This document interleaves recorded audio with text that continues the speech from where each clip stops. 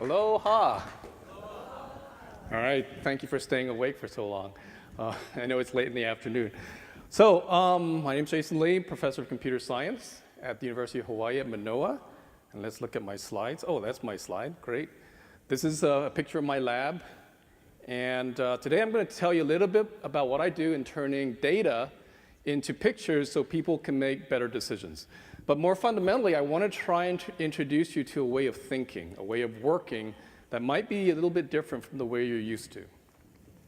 And so, to start with, many of you probably heard this thing about big data, the big data revolution, and all these companies like Google and Amazon are gathering all this data so they can make better decisions, so they can come to a better understanding of what their customers want, but more importantly, what their customers will want.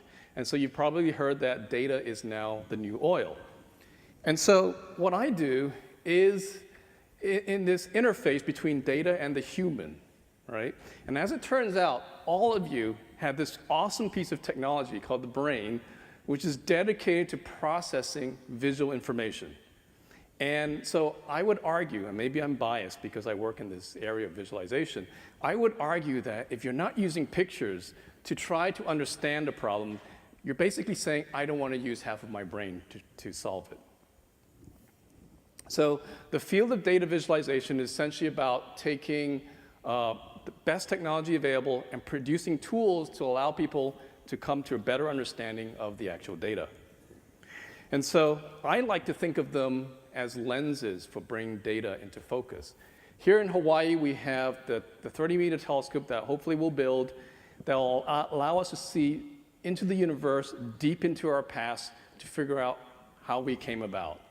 And so data visualization tools, for me, are tools that allow us to see into the deep future through predictive analytics. And so one of these tools I want to talk about is something called the Cyber Canoe, or the Cyber-Enabled Collaboration, Analysis, Navigation, and Observation Environment. These are essentially tiled displays, or I used to call them BFDs, big format displays. And what people do when they gather in these rooms with them is that they're able to bring in their laptops and throw information up there. And that really transforms the way people think and solve problems, which I'll introduce you to in a moment. But before I get there, this whole notion of calling it the Cyber Canoe came out of this awesome meeting I had 4 years ago at the Bishop Museum. And at that meeting, they were talking about the Hokulea. How many people here are not from Hawaii? Quick show of hands. Okay, so the Hokulea is this replica of a voyaging canoe that basically proved how the ancient Polynesians had the will and the technology to come to Polynesia and discover Hawaii long before Captain Cook and so forth, right? And something was said at this meeting that really resonated, and I couldn't stop thinking about it. And when I heard it, and that was, and many of you in Hawaii know this, this term or this phrase, the island is the canoe, and the canoe is the island. And what the island is the canoe basically means is that in order for this canoe to reach its destination, everybody on board had to have the will and the vision and the desire to get there, right? And the canoe is the island basically means the canoe is the thing that sustains them through life in order to get them from point A to point B. And so just as a metaphor for Hawaii itself, in order for Hawaii to continue to move forward into the future, we have to invest in these sustainable technologies like renewable energy.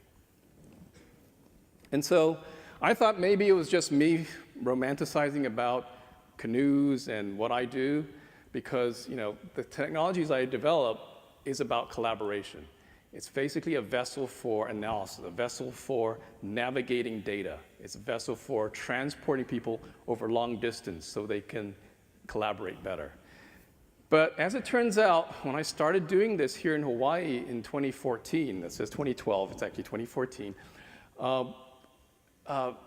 now we have like 14 cyber canoes installed in the islands at the Hawaii State Energy Office, at Honolulu Community College, at Kamehameha School, and gradually it's transforming the way people work and think. The canoes are all driven by this software called SAGE, a Scalable Amplified Group Environment. This is something that I've been developing for over a decade now with funding from the National Science Foundation. And the canoes are starting to emerge all over the world, 84 around the world.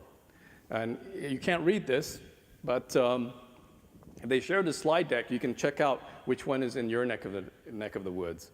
But here are just a few pictures. These are the international sites in 2017. Monash University in Australia, China, Taiwan, all over the place. And in the United States, traditionally they've been mainly universities or national labs like Argonne National Lab. But now more and more we're seeing companies starting to adopt this kind of technology. Caterpillar, Aerospace Corporation, Air France, KLM are also using this technology. And so something kind of cool happens when people work in front of these walls. And by the way, the things in square brackets, since I'm a professor, I have to teach you something today, right? Those are citations to the next set of slides, which has all the references to papers that you can go ahead and read afterwards for your own homework. But basically, what happens when people work in these environments is that since they have the ability to throw all this information up onto the walls, right? They can see everything simultaneously, so they can detail and context simultaneously. They're externalizing their own working memories onto the walls so everybody can look at it and think about it together. And that allows them to parallel process all this information. And sort of scrolling down to the bottom, what we found was that this results in people coming up with decisions with much greater confidence. And also, they start to think in terms of the bigger picture. What is this data actually telling us at a bigger picture level? And so here's the homework assignment for you later. But in a nutshell, the analogy is, if I were to ask you to solve a jigsaw puzzle, a really big jigsaw puzzle, would you want to use a small table and do it yourself? Or would you want a big table and bring some friends? Right? That's the fundamental difference between working in these kinds of environments. So how does this relate to energy? I know I'm like really out of time, so I'm going to move fast. So I was approached by the State Energy Office to help them visualize the data that's locked in these giant volumes of the Power Supply Improvement Plan. And so to do that, I drew some inspiration from somebody I'd met in Stanford. His name's Bob Horn. He's a political scientist. And he creates these giant murals on paper of what he calls social messes. And here you can actually see a scroll of that image. Oh, or maybe not. But anyway, here we go. Right? And these are issues that are so complex that no single stakeholder had the ability to wrap their entire minds around. So he would create these giant paper murals. So when we met, it was like made in heaven that he would take advantage of the technologies that I was building. And so in talking to the State Energy Office, we realized that the PSIP document had just as many complex stories that could be told. And so what we did was we developed a piece of software called Haven, which allows people to essentially create multiple juxtapositions of scenarios so they can compare them side by side. And actually tomorrow, if you're around at 4:30, there's going to be a live demonstration as part of the panel of the software. We don't have a large display, unfortunately, to bring here, but we got some cool monitors here, so you can see it from there. And so that, in this picture that you're seeing on the screens, that's just two scenarios. But what about comparing 200 of them? And that's pretty much what the PSIP had. So that's where I sort of got some inspiration from where I was back in Chicago. I used to try and grow things in Chicago. It's much easier here in Hawaii, right? Because you got sun all the time. This is my garden. And what I came to realize from growing stuff was that humans are really good at seeing things like, oh, that's a cool flower, and that's a weed I got to pull out, right? So I thought, what if we represented the 200 portfolios as plants, where the kinds you like are the ones that look the most attractive. So in the bottom right, you see a little flower. The flower at the top represents solar, how much solar is in the portfolio. The leaf represents how much bio. The water drop represents how much hydro is in the portfolio, and the tilt represents how much wind, and the ground represents how much, essentially, fossil fuels there are. And by sorting on certain criteria around the center, you can start to see, if you look in the center, you can see the kinds of plants that are most favorable. Those are the kinds of portfolios that you probably want to take a look at because they best meet the criteria you're searching for.